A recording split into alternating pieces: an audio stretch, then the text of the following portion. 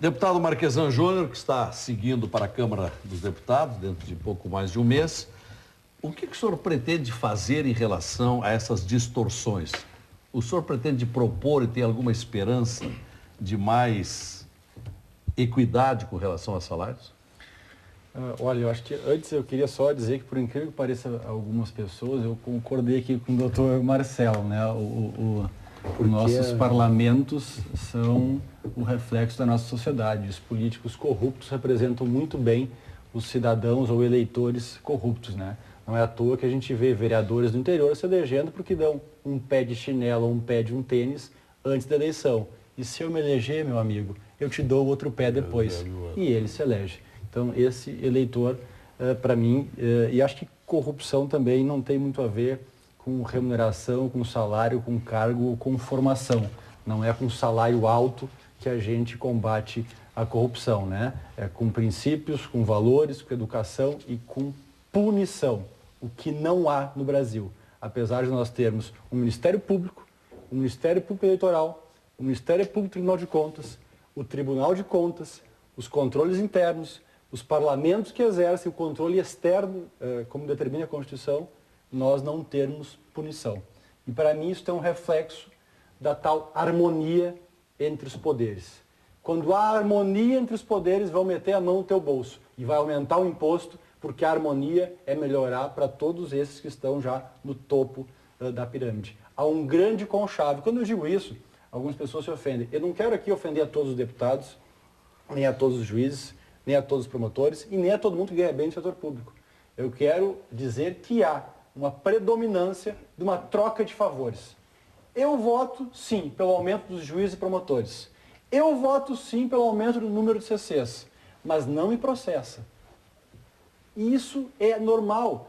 É normal a pressão nos parlamentos dos outros poderes e órgãos.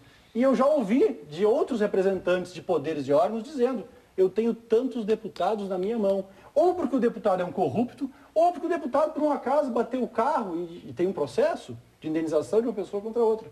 Então, assim como a população tem bons juízes, bons promotores e bons deputados, ela também tem maus juízes, maus promotores e maus deputados, e que fazem, às vezes por pressão, às vezes por fraqueza, enfim, por questão de princípios e valores, esta harmonia, que para mim é perversa, né? E isso influencia nas prioridades. O grande problema é a prioridade da aplicação do recurso público. E há uma grande inversão de valores naqueles que executam o orçamento, que apresentam o orçamento, que é o executivo, que sofre uma pressão enorme do Ministério Público, do Judiciário, do Tribunal de Contas, da própria Assembleia, e que acaba enfraquecendo o seu orçamento. E as assembleias, os parlamentos são frouxos, que não alteram esses orçamentos, porque o poder de alterar está na Assembleia, nos parlamentos. E não alteram esses poderes. E a gente tem uma grande discrepância, que eu posso citar aqui vários números que eu já sei de cor, que apavoram o orçamento do nosso Estado, da aplicação dos recursos públicos. Eu vou citar o exemplo aqui do aumento dos juízes e promotores. Em 3 anos, 220 milhões é o custo anual. Todo o investimento em saúde no Estado do Rio Grande do Sul é de 130 milhões. A questão do auxílio moradia vai dar 1.800.000 ou 600 mil para alguns servidores. A questão da URV, que foi considerada agora ilegal e que receberam de forma equivocada e que não precisam devolver, porque foi com boa fé. Meu amigo, se na sua conta bancária entra 10 mil reais e tu gasta, tu não vai ter que devolver? Tu vai ter que devolver, porque vai ter dono, ou vai ser do banco, ou vai ser de algum cliente. Mas quando o dinheiro é público, aí não tem dono, aí não precisa devolver. E eu não quero ofender aqui nenhum juiz, nenhuma instituição. Eu quero dizer que há um equívoco de prioridades e de valores. E o exemplo que os poderosos, nós, damos, ele não é bom para a sociedade. Porque se nós, que ganhamos esse salário, podemos, imagina aquele que ganha um salário de 500 reais ou de 1.000 reais. Doutor João Ricardo, presidente da Associação dos Juízes. Bem, eu gostaria de, inicialmente, esclarecer ao deputado que ele vai assumir um uma cadeira na Câmara Federal e tem que conhecer a Constituição e a importância do princípio republicano da autonomia e independência dos poderes.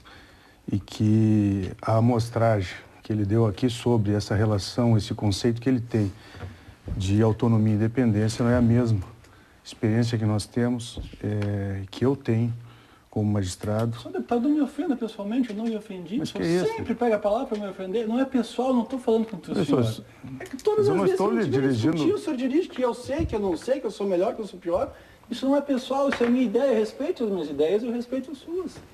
Não me ofenda pessoalmente. O senhor respeita a minha liberdade de expressão? Isso me respeitar pessoalmente, porque eu venho aqui para discutir ideias. Eu não tenho nada de pessoal. Aliás, o tema que nós viemos discutir aqui não foi o RV, não foi auxílio moradia. Aliás, nem recebemos auxílio moradia. Eu não tenho nada contra o senhor sabe que nós não recebemos auxílio moradia? 800 mil. Não, nós não recebemos auxílio moradia. O senhor que deu o nome de auxílio moradia, porque isso é muito mais pejorativo para descredibilizar o Poder Judiciário. De novo o senhor começa a defender. Eu citei como um exemplo, eu posso falar? Citar qualquer outro. Fale. O senhor me permite concluir? Se o senhor não me ofender pessoalmente... O senhor está com receio que eu fale? Qual é o problema? De jeito nenhum. Eu não tenho receio. Então eu gostaria de me expressar. Bem, dito isso, eu quero, em relação ao que foi colocado, principalmente pelo Dr. Jorge, externando a posição da OAB, dizer que nós vemos com notório equívoco a comparação dos vencimentos da magistratura com a situação drástica do funcionalismo público, principalmente do Poder Executivo. Vemos isso, primeiro, que o nosso modelo constitucional não permite que se faça essa comparação. O nosso sistema orçamentário é diferenciado exatamente para que permite a independência dos poderes, e é assim, numa democracia, e é assim que um Estado forte se constrói.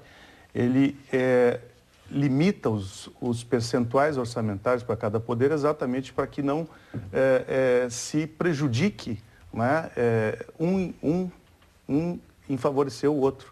Então, o sistema orçamentário brasileiro, ele não possibilita isso que está sendo colocado aqui como argumento para justificar a impossibilidade de um reajuste no aumento, né, uma recomposição de valores e não aumento. Então, essa posição, ela parte dessa visão constitucional, na minha opinião, equivocada, que a OAB está fazendo. Segundo, é que mesmo que demitisse a magistratura do Estado do Rio Grande do Sul, por exemplo, que é o orçamento que eu tenho mais conhecimento, isso reverteria em um percentual baixíssimo de reajustes para essas categorias. E aí a sociedade tem que avaliar e chega a 0,3%, uma coisa assim para toda a categoria do serviço público. Não só as menos remuneradas, mas todas. Então, não é do orçamento judiciário, não é dos vencimentos dos juízes em que é a causa, né, desses baixos vencimentos. E um outro argumento, doutor Jorge, que eu gostaria de colocar é o seguinte: a carreira da magistratura ela não pode ser comparada com outras carreiras de Estado, como o do deputado também não pode.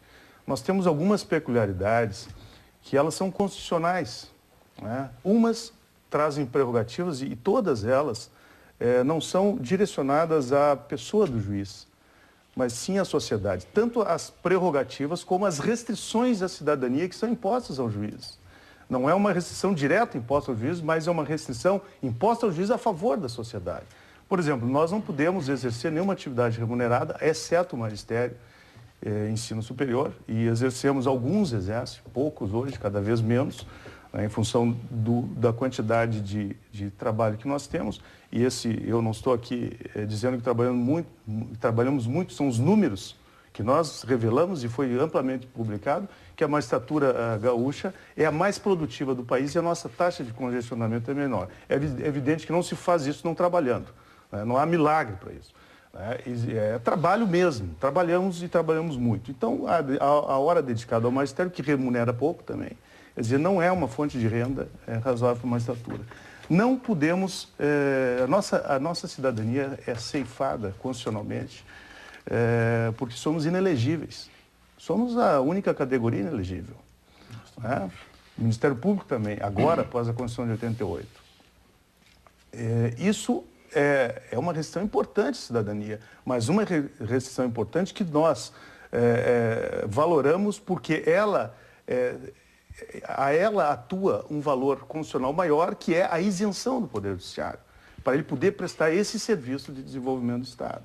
Então, nós ingressamos na carreira com essas regras, né? E para que essas regras funcionem, é necessário que a remuneração da magistratura, para que ela seja independente, ela seja uma remuneração digna, que o juiz consiga viver e sustentar seus familiares sem preocupações com a remuneração que tem. Eu tenho 20 anos de magistratura, agora há pouco me perguntaram, e desde que eu entrei na magistratura eu nunca vi, infelizmente nunca vi, um direcionamento, um debate público favorável a qualquer reajuste da magistratura. Então, por esses 20 anos nós estaríamos recebendo talvez até o salário mínimo hoje que está sendo debatido, né? E isso seria extremamente equivocado em termos de construção de um Estado, até porque a magistratura do Rio Grande do Sul hoje, embora com todas as referências que venham a ser privilegiada, era a magistratura pior remunerada no país, tá? Nós recebemos, no vencimento inicial, R$3.000 a menos que o magistrado de Santa Catarina. Um desembargador do Estado, um juiz do Estado do Rio Grande do Sul só vai receber como um magistrado do Amapá quando ele chegar desembargador. Isso em função das nossas características, a forma com que nós encaramos o sistema remuneratório da magistratura. Agora eu pergunto, os melhores quadros, considerando que Santa Catarina tem essa remuneração tão diferenciada, não sei se sabiam desse detalhe, os melhores quadros virão para o Rio Grande do Sul ou virão para esses outros estados? Porque de Santa Catarina ao Mato Grosso, a diferença é essa. E aí, em outros estados também tem essa diferença. Há pouco tempo, uma magistrada que entrou no último concurso desistiu da carreira de magistratura para entrar no Ministério Público do Mato Grosso, em função dessa diferença. Então, até que ponto a sociedade tem que fazer uma reflexão, que tipo de magistratura que ela quer. E um magistrado é um profissional capacitado que poderia, na iniciativa privada, receber muito mais, ter muito mais recursos financeiros do que dentro da magistratura. Então, essas peculiaridades que têm que ser esclarecidas para a sociedade, porque o judiciário lida, né, com valores importantíssimos, né, com interesses econômicos extremamente relevantes. Uma sentença que um juiz dá numa ação civil pública, esses dias os bancos revelaram, o prejuízo foi de 100 bilhões de reais. Então, esses interesses, claro que não é o vencimento que faz o indivíduo ser corrupto, mas muito da corrupção no serviço público, muito da corrupção está porque o serviço é mal remunerado e que os quadros que ingressam na carreira pública são quadros desqualificados. Isso é uma realidade inquestionável. Então, muitas vezes, o investimento no serviço público, na remuneração, é o investimento para evitar que esses recursos sejam capturados pela corrupção. Vamos fazer um intervalo para nós partir para o bloco final. Nosso telespectador continua opinando para conversas.cruzadas@tvcom.com.br ou pelo Twitter. Voltamos.